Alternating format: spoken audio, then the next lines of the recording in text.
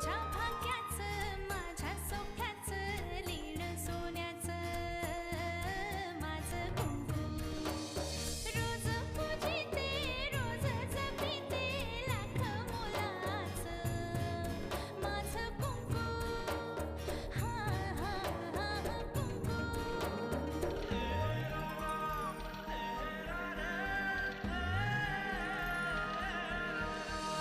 मन माझे घर झाले त्याचे मोर स्वप्नाचा दारी नाचे शब्द त्याचे अमृताचे स्पर्श त्याचे चांदण्याचे त्याच्या श्वासाचे त्याच्या डोळ्याचे गुज सांगते माझं कुंकू हा हा हा कुंकू हा हा हा कुंकू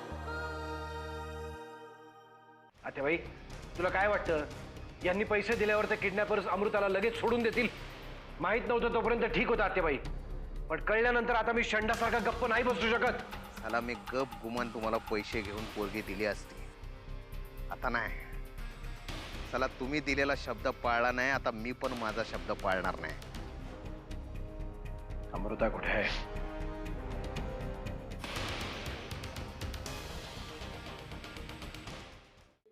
आम्ही जे ठरवलं होतं त्यातलं काहीच घडलं नाही दादा.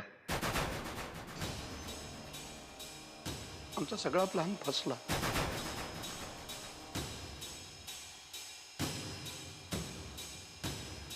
काय म्हणतो तो? गाडीतून उतरायला सांगितलंय. काय असं कसं म्हणू शकतो तो हरामखोर? मला नाही माहिती त्याला कसं कळलं ते. तुम्हाला उतरायला सांगितलं. मला अजूनही असं वाटतं की तू एकटीने जाऊ नयेस. मी येतो तुझ्या बरोबर. खूप आमन दादा, त्यांनी सांगितलंय एकटीने ये म्हणून. उगीच नसता धोका नको पत्करायला आपण.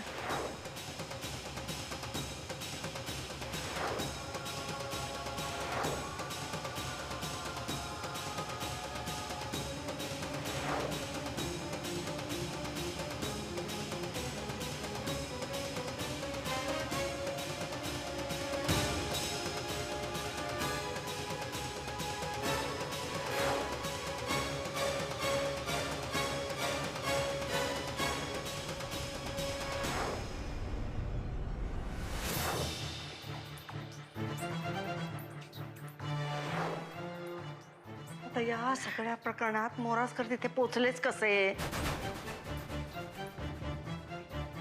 पोलिसांना काही सांगायचं नाही असं आपलं ठरलं होतं ना. त्या माणसाला पैसे द्यायचे आणि अमृताला परत घरी घेऊन यायचं, एवढंच ठरलं होतं ना. मग हा शहाणपणा कोणी सांगितला होता तुला? बोल ना काहीतरी. गप्प का उभी आहेस? बोल.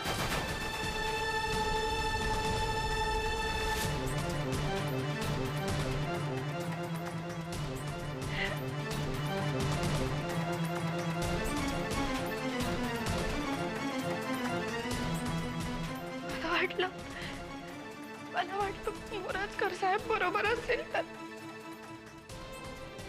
या सगळ्याच्या पाठीमागे खरा कोण आहे ते कळायला मदत होत. आणि मग सुनीताही सुद्धा. म्हणजे तुझा परशूवर संशय होता म्हणून तू. तसं नाही आत्याबाई, माझा संशय खोटा ठरावा अशीच माझी इच्छा होती. अगं तू काय बोलतेस? काय कळतंय का तुला? तुझ्या बिनबुडाच्या संशयासाठी तू माझ्या अमृताचा जीव पणाला लावलास. तसं नाही आत्याबाई, मी फक्त. एक शब्द बोलू नको. शब्द बोलू नकोस. शब्द बोलू नकोस. आपल्या आणि पोलिसांच्या प्रयत्नांना यश येत नव्हतं म्हणून आपण ठरवलं होतं ना की सरळ सरळ त्या माणसाला पैसे द्यायचे आणि आपल्या अमृताला सोडवून आणायचं. मग का केलंस तू हे असं? काय विचारतेय मी? आत्याबाई, ही वेळ चर्चा करण्याची नाहीये. एवढं सगळं केलं तुम्ही, पण शेवटी अमृता कुठे आहे? कशी आहे ती?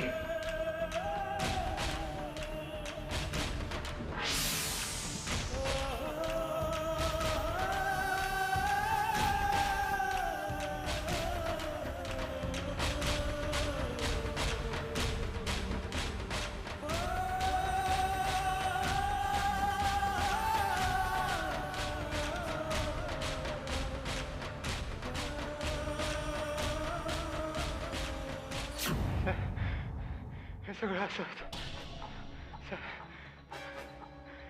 मी तुम्हाला सगळं सांगितलं, पण माझी एक विनंती आहे, एक विनंती आहे. मान्य, एकदम मान्य. अरे पण साल्या, तू हे सगळं सांगतोय ते खरं कशावर मानायचं मी? हा साहेब, मरणारा माणूस खोटं बोलत नाही साहेब. अरे पण तुला मी मारणार रे, हे कोणी सांगितलं तुला? हा? सर, तुम्ही नाही मारलं तरी तरी माझा बॉस मला मारणार, नक्की मला मारणार. अरे तुला मारला तो जिवंत तर राहायला पाहिजे ना. हा? येडायस का तू? अरे तू तर आमची प्रॉपर्टी आहे, तुला जपणं आमचं कर्तव्य बाबा. हा? पट पट.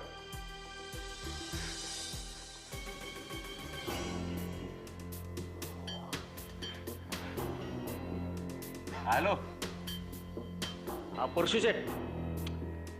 अहो चिडताय कशाला?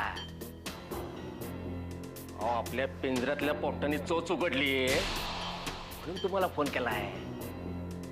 नाही नाही, सांगितलं ना त्यांना सगळं. हा, अहो त्याच्या मदतीनंच तर आपल्याला इंडियापर्यंत पोहोचायचं ना. हा, तर तुम्हाला सांगतो शेठ, इंडियाला त्याच्याच ढाबळीत जाऊन चिरडायचं आपण. हा, लागा आता कामाला, मी बघतो काय ते.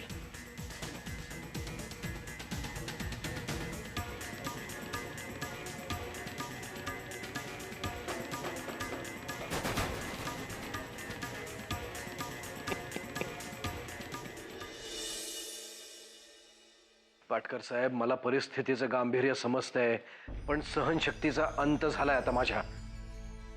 मला चर्चा नकोय, मला ठोस रिझल्ट हवेत. कमिशनर साहेबांचा फोन. सगळे पोलीस डिपार्टमेंट खवळलंय, त्यांच्या ऑफिसरवर हल्ला झालाय ना म्हणून चिडलेत सगळे. वाकनीस, आत्ताच्या आत्ता हॉस्पिटलला फोन करा आणि मोरासकरांच्या तब्येतीची चौकशी करा. हवं तर थोड्या वेळानंतर आपण जाऊन येऊ तिथे. अरे पण अमृताचं काय? तात्याबाई, या प्रश्नाचं उत्तर नाही देऊ शकत मी. जगातला अत्यंत नालायक बाप आहे मी. स्वतःच्या मान अपमानाच्या लढाईमध्ये ती बिचारी पोरगी भरडली जाते.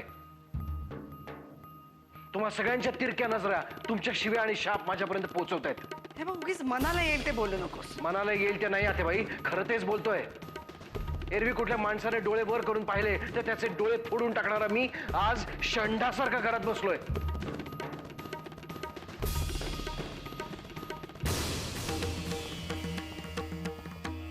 दादा,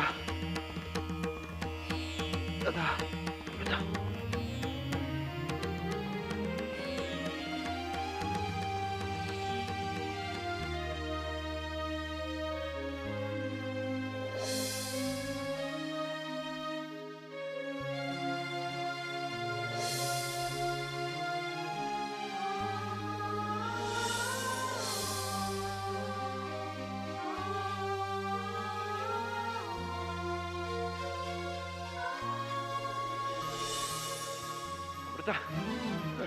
अमृता, अमृता, अमृता, परशू, परशू, काय झालं परशू? अमृता,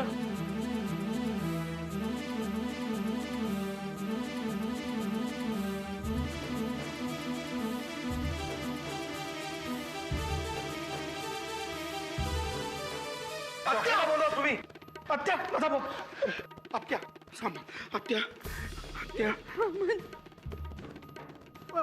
परशुला काय झालं? नाही, तुला काही होणार नाही. रडू नको आत्या, आत्या रडू नको. जानकी, जानकी तिला घेऊन आतमध्ये जा. काही होणार तुला?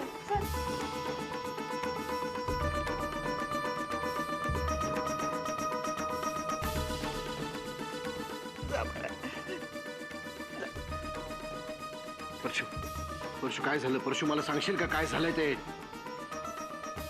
अमृताला चढवून आणली मी. त्या नराधमानं गोळी मारली. परशू, परशू, परशू, परशू,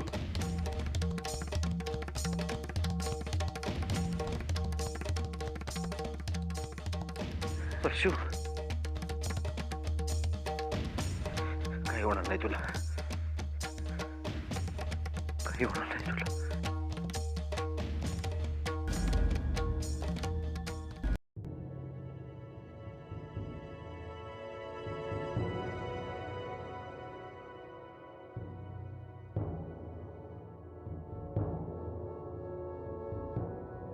कशी आहे अमृता डॉक्टर? अंगावर मारहाणीच्या बऱ्याच जखमा आहेत. मेंटली सुद्धा ती स्टेबल नसेल,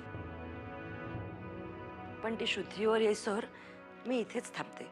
तुम्ही काही काळजी करू नका. तिला किती वेळ लागेल शुद्धीवर यायला? सांगता येत नाही. ती लोक बहुतेक तिला काबूत ठेवण्यासाठी सतत गुंगीची औषधं देत असावीत. त्या औषधाचा जर ओव्हरडोस झाला असेल तर ब्रेन डॅमेज होण्याचीही शक्यता आहे. Brain damage? घाबरू नका, मी फक्त एक शक्यता वर्तवली.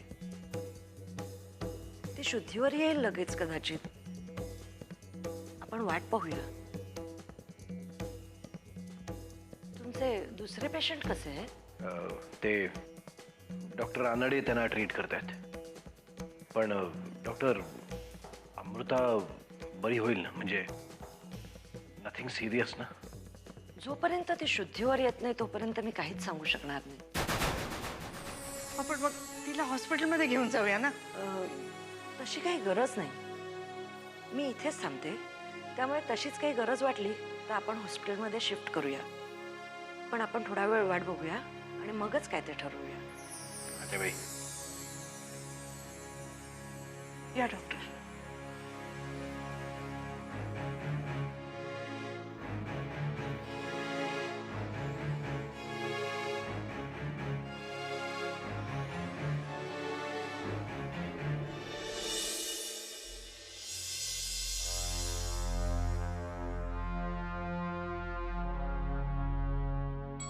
अमृता, आम्हाला माफ कर. तुला सोडवून घेऊन जायला आम्हाला उशीर झाला. आमच्यावर रागवलीस म्हणून असे डोळे बंद करून पडलीस ना.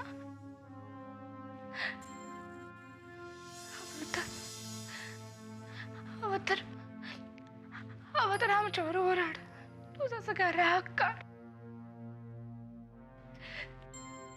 पण अशी नको रागूस. अशी नको राहूस.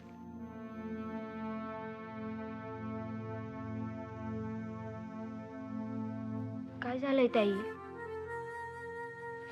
अमृताताईला डॉक्टर काय बोलत होते ते काहीच कळलं नाहीये मला. आपली अमृताताई कधी उठणार आहे?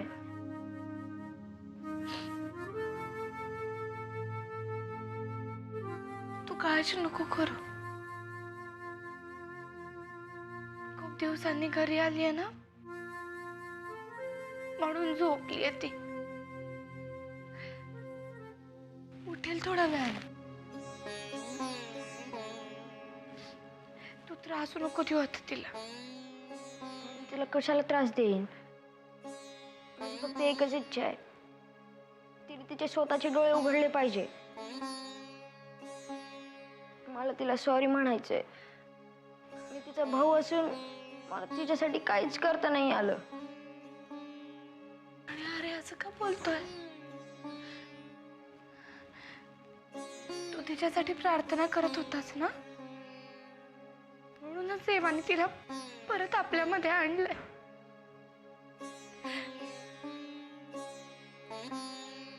घरी येऊन काय फायदा आहे? ती उठली पाहिजे, माझ्याशी बोलली पाहिजे आणि माझा अभ्यास पण घेतला पाहिजे तिने. घेईल घे, पण तिला आता विश्रांतीची गरज आहे की नाही? तिची झोप झाली ना की आपण सगळेजण खूप खूप बोलूयात तिच्याशी.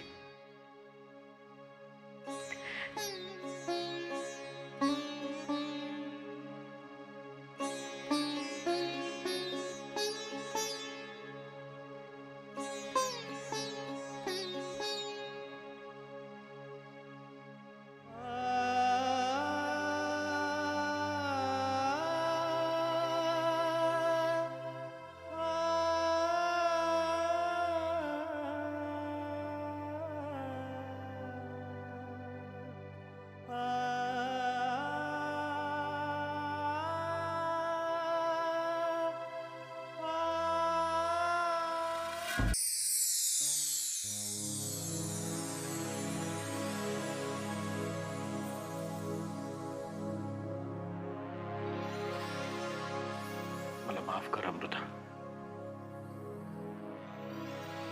मी अत्यंत नालायक, नाकर्ता बाप निघालो. तुझ्या ह्या अवस्थेला मी जबाबदार आहे.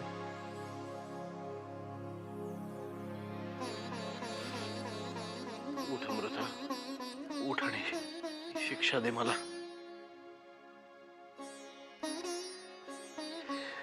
गुन्हेगार आहे मी तुझा, गुन्हेगार आहे मी तुझा.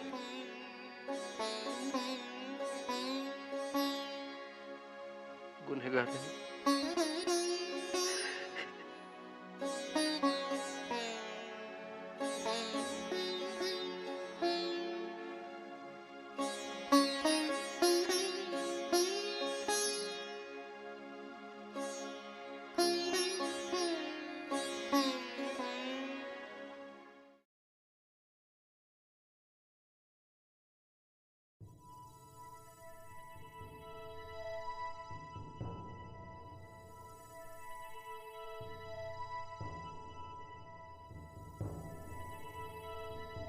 कसा आहेस रे बाबा? माझं काय घेऊन बसली? या किल्लेदारांच्या घराण्यासाठी 10 परशु मिळले की नाही तरी बिया. तर मला एक सांगा, त्या आपली अमृता कशी आहे? अरे तुझ्या जीवाची बाजी लावून घेऊन आलास ना तिला, म्हणून तर आज सुखरूप आहे बाबा ती घरात. खरंच तुझे उपकार कसे मानायचे काही काही कळत नाही रे बाळा. आता एकदम तिराईत माणसासारखं काय बोलतेस तू? मी काय परका आहे का? हा? अमृताचं मी पण काका आहे की नाही? माझा पण जीव आहे तिच्यावर. कर्तव्य केलं आणि काय केलं? उपकार कसले त्याच्यात?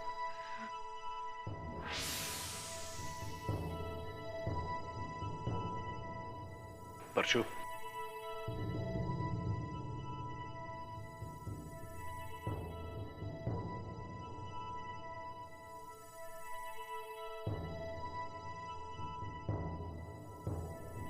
कसा आहेस?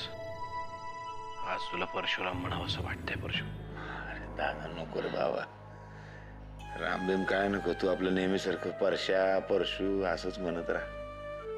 परशुराम म्हणालास ना तर एकदम जबाबदारी अंगावर येऊन पडल्यासारखं वाटायला लागली. मला एक सांगा, अमृता तुम्हाला सापडली कुठे? हा प्रश्न विचारायची ही वेळ आहे का जानकी? दादा, वहिनी बरोबर विचारते. सांगतो वहिनी, समजा सविस्तर सांगतो. म्हणजे किडनॅपरकडे जाताना तुम्ही मला रस्त्यामध्ये मध्येच सोडलत, गाडीतनं खाली उतरवलं आणि मग तिथेच उभा मी.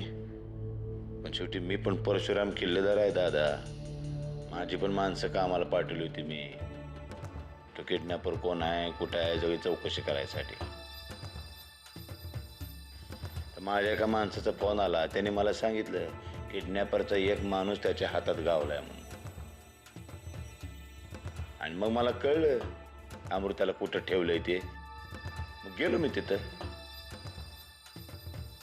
असं झालं ते. पण मग तुम्ही पोलिसांना का नाही कळवलं? तुम्हाला एवढं सगळं माहिती होतं तर?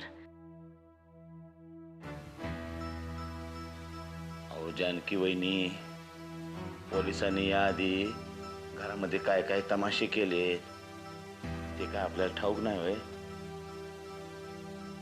काय केलं त्यांनी? पकडून आणू शकले काय पोलीस? म्हणून मी काय बोललोच नाही त्यांना. पण त्यामुळे तुमचा जीव धोक्यात आला ना? अहो वहिनी, एकुलती एक पुतणी आहे माझी. तिचा जीव महत्वाचा आहे, माझा नाही. कळलं की नाही? मग गेलो सरळ. आणि तुला सांगतो दादा, त्या किडनॅपरने मला बघितलं आणि अमृता सरळ बंदूक रोखली. म्हटलं मला वाटलं आता काहीतरी इथं काळबेर होणार, म्हणून मी पण तिथंच उभा. आणि मग त्यांनी जशी चाप दाबला बंदुकीचा मी घुसलो मध आणि मग वाचवली आणि गोळी माझ्या इथं लागली. माझ्या पोरीला काय पण होऊ देणार नाही, कळलं की नाही? जीव आहे रे माझा अमृता.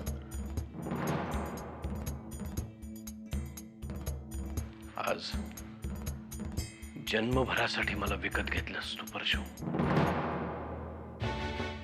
इतके दिवस लोकांच्या सांगण्यावरून मी संशय घेत आलो तुझ्यावर. मला माफ कर परशु.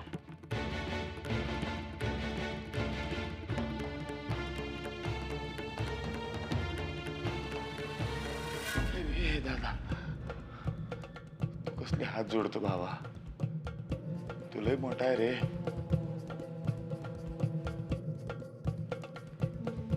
पण आजपर्यंत एवढी पाप केलेत मी.